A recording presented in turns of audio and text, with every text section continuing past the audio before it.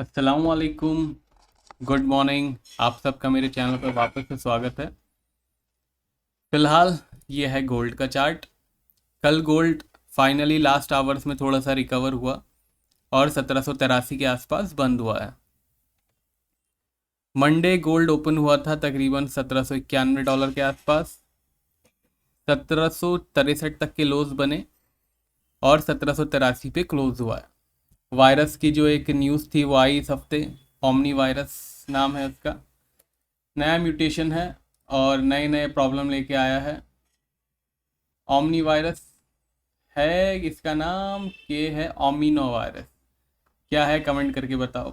Anyways ये virus finally discover हुआ। Omicron virus है इसका नाम। फाइनली डिस्कवर हुआ ये वायरस फर्स्ट साउथ अफ्रीका में।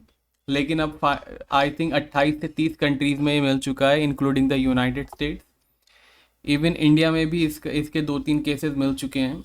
सबसे ख़राब बात इस वायरस की ये है कि ज़्यादातर केसेस जो हैं मतलब 90 to 95% केसेस अभी तक जो रिकॉर्ड हुए हैं वो फुल्ली वैक्सीनेटेड लोगों के हैं। मतलब ये तो एक अजीब ही बात हो गई कि जिन्होंने वैक्सीन ले रखी उन्हीं को परेशान कर रहा है ये, और जिन्होंने वैक्सीन नहीं ली है उनको कम परेशान कर रहा है। बट अच्छी बात इस वायरस की यह है कि हॉस्पिटलाइजेशन की ज़रूरत नहीं पड़ रही है। ज़्यादातर जो केसेस हैं वो माइल्ड ही हैं और लोग घर पे क्वारंटीन करके ही सेव हो जा रहे हैं। अभी तक जो है सिर्फ आई थिंक 70 या 80 केसेस ही हुए हैं जब तक मैं ये वीडियो रिकॉर्ड कर रहा हूँ टोटल वर्ल्ड में। इसलिए अभी कोई पूरा पुख्ता डेटा तो इसका नहीं है। लेकिन इस वायरस ने दिसंबर में आके डेल्टा वायरस की याद दिलाती है। डेल्टा जो वेरिएंट था कोविड-19 वायरस का, जब डेल्टा वायरस के आने से पहले यूएस की जो जीडीपी थी वो 6% आई थी। लेकिन डेल्टा वेरिएंट जब आया उसके बाद 6% से लेके 2% जो है उन लोगों की जीडीपी रह गई। अभी फाइनली कुछ पता नहीं है कि ये वायरस कितना डेडलियर है। थोड़ा सा ये पता है कि वैसे काफ़ी वर्ल्ड की जो गवर्नमेंट्स हैं उन्होंने मेजर लेने तो शुरू कर दिए हैं दिस नए वेरिएंट की वजह से। बट अभी भी ज़्यादा जानकारी नहीं है, इसकी ज़्यादा इन्फॉर्मेशन अवेलेबल नहीं है कि कितना डेडलियर है वायरस। इसकी वजह से अभी भी थोड़ी सी अनसर्टेनिटी बनी हुई है। कल Friday non farm payroll numbers आए। नॉन फार्म पेरोल नंबर्स मैंने ऑलरेडी डिस्कस कर दिए थे स्ट्रीमिंग में इसी चैनल पे, वापस से कर लेते हैं। लास्ट मंथ जो आए थे 5,46,000 जॉब्स के नंबर्स आए थे, मतलब नॉन फार्म पेरोल नंबर 5,46,000 था। कल आया 2,10,000। इसका मतलब अक्टूबर में जो है 5,46,000 जॉब्स लगी लोगों की और नवंबर में सिर्फ 2,10,000 जॉब्स लगी। That was positive for gold prices. Average hourly earning भी 0.4 से घटकर 0.3% रह गई, तो ये भी पॉजिटिव था। बट जो अनएम्प्लॉयमेंट रेट आया था 4.6% से 4.2% ही रह गया था।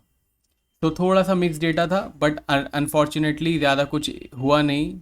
नॉन फार्म पेरोल नंबर्स में जितना मूवमेंट आना चाहिए उतना मूवमेंट आया नहीं। इनफैक्ट अगर आप ये वाला कैंडल देखोगे तो ये ऐसा लग रहा है कि नॉन फार्म पेरोल का का कैंडल है। बट ये ज़्यादा कुछ इतना बहुत ही एक नॉर्मल सा एक बहुत ही बोरिंग सा कैंडल है। कल जब हम स्ट्रीम कर रहे थे तो हमारे एक सब्सक्राइबर ने बताया कि गोल्ड हो सकता है कि एक डबल टॉप जैसी स्थिति बना रहा हो। तो बिल्कुल ये एक डबल बॉटम जैसी स्थिति लग रही है। बट ऑलरेडी एक बार गोल्ड जो है यहाँ पे 1760 से बाउंस कर चुका है, तो एक बहुत अच्छा बेस ऑफ कोर्स है यहाँ पे। 1760 से एक बार बाउंस लेके गोल्ड ने 1813-14 का हाइस बनाए। दूसरा जो ब्लो बनाया तो तकरीबन 1877-78 के हाइस बनाए। अब 1760 से बाउंस लेता है कि नहीं लेता है वो देखने वाली बात है। तो ये ऑलमोस्ट एक अच्छी स्थिति है गोल्ड के लिए। 1760 एक अच्छा सपोर्ट है। अभी इस रेजिस्टेंस सपोर्ट की चर्चा भी करेंगे, पहले देख लेते हैं कौन कौन से मेजर डेटा है नेक्स्ट वीक।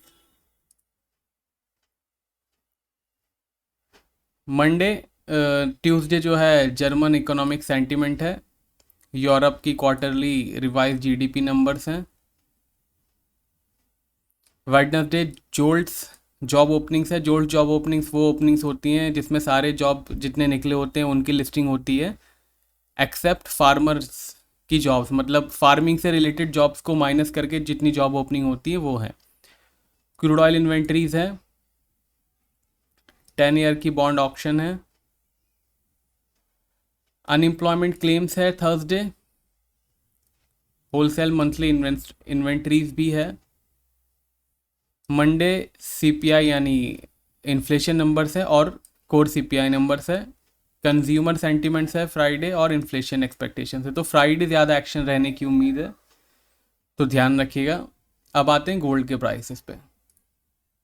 तो गोल्ड में एक अच्छा 1760 का बेस ज़रूर बन चुका है, लेकिन ध्यान रखिएगा जो जिस तरीके से वायरस के जो डेवलपमेंट हो रहे हैं उस पर नज़र रखिएगा।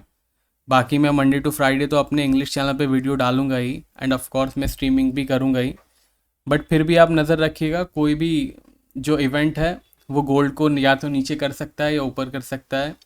कल स्ट्रीमिंग में किसी ने मुझसे सवाल पूछा था क्या 1200 या 1300 गोल्ड आ सकता है आने वाले महीने में, तो मैंने उनको जवाब दिया था कि अगर कोविड-19 का क्योर मिल गया तो ज़रूर आ सकता है। ध्यान रखिएगा, हम वैक्सीन की बात नहीं कर रहे हैं, क्योर की बात कर रहे हैं।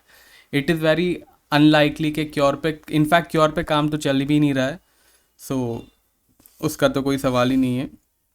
और पूरे एक महीने में 500 डॉलर गोल्ड गिरना इज़ वेरी, मतलब बहुत रेयर, शायद ऐसा हुआ हो तो कभी ऐसा हुआ हो।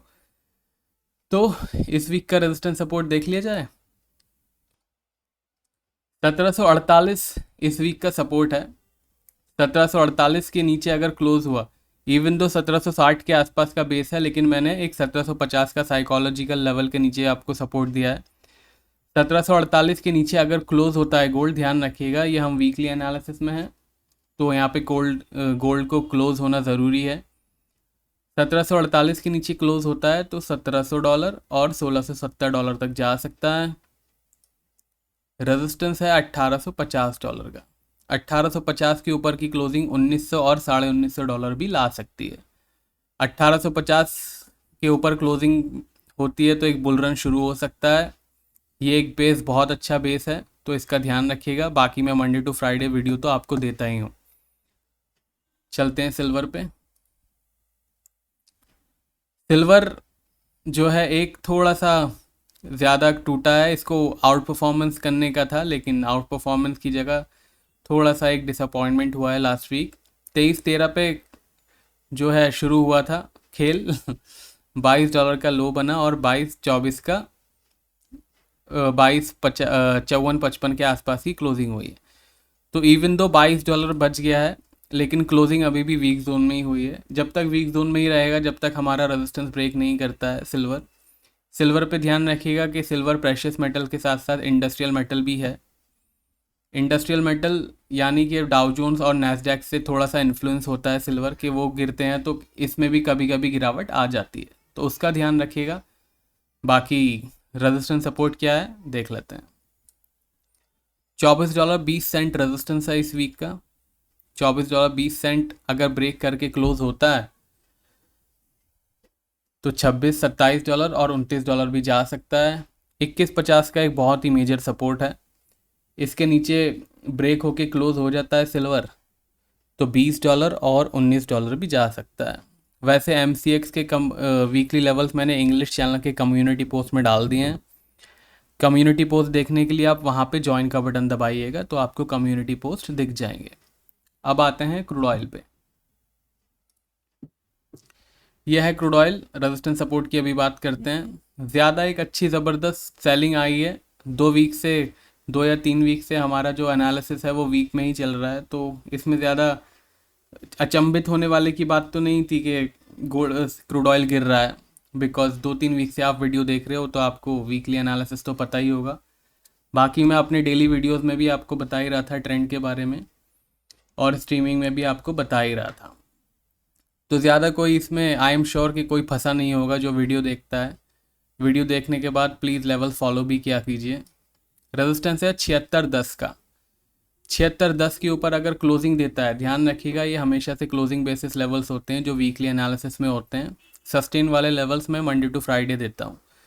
वीकेंड पे जो वीडियोस होते हैं वो हमेशा क्लोजिंग बेसिस होते हैं। 76.10 के ऊपर क्लोजिंग देता है तो 80 और 84-82 डॉलर तक जा सकता है।